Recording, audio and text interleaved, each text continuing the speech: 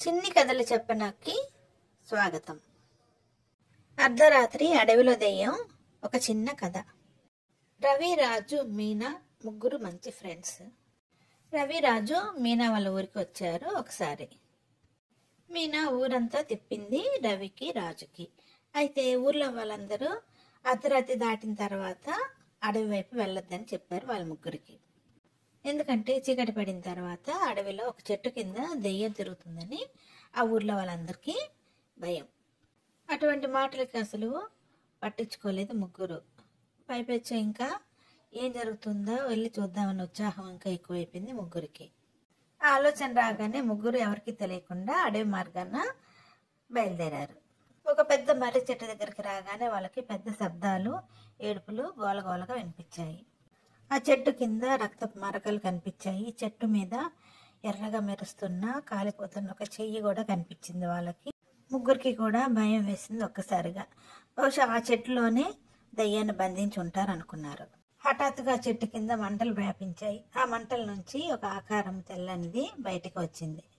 తెల్లని చీరలో పొడవైన నల్లని జుత్తుతో ఒక ఆకారము బయటికి వచ్చింది. ఆ ఆకారమే రాణి ఆత్మ.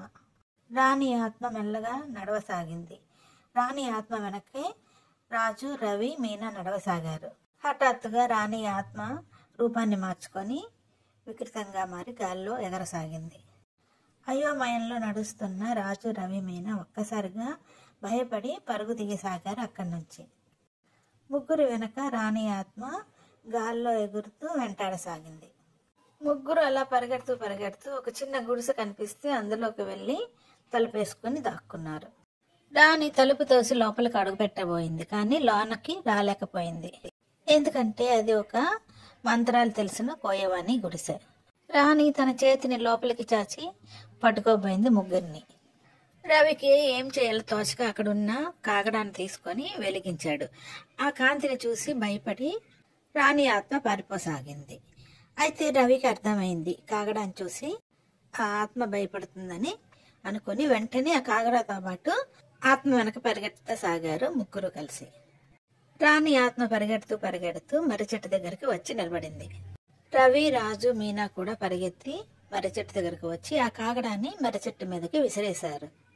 మంత్రశక్తులు కలిగిన ఆ కాగడా మంటలకి ఆ మర్రి చెట్టుతో పాటు రాణి ఆత్మ కూడా గాలిపోసాగింది. రాణి అరుపులతో కేకలతో అక్కడ ప్రాంతం అంతా దదరిల్లసాగింది. ఆఖరికి రాణి ఆత్మ ఆ మంటల్లో కలిసిపోయింది. మరి కనిపించలేదు, అరుపులు వినిపించలేదు. బ్రతుకు జీవుడా అనుకుంటూ రవి, రాజు, మీనా అక్కడి నుంచి బయలుదేరి గ్రామంలోకి నడవసాగారు. తమ నమ్మకాలని వమ్ము చేస్తూ జరిగిన సంఘటనలు తలుచుకుంటూ వారు ఊర్లోనికి అడుగుపెట్టారు. ఇక ఎప్పుడు కూడా ఇలాంటి సాహసాలు చేయకూడదని నిర్ణయించుకున్నారు. ఇలాంటి మరిన్ని చిన్ని కథల కోసం do like, share and subscribe my channel చిన్ని కథలు చెప్పనా.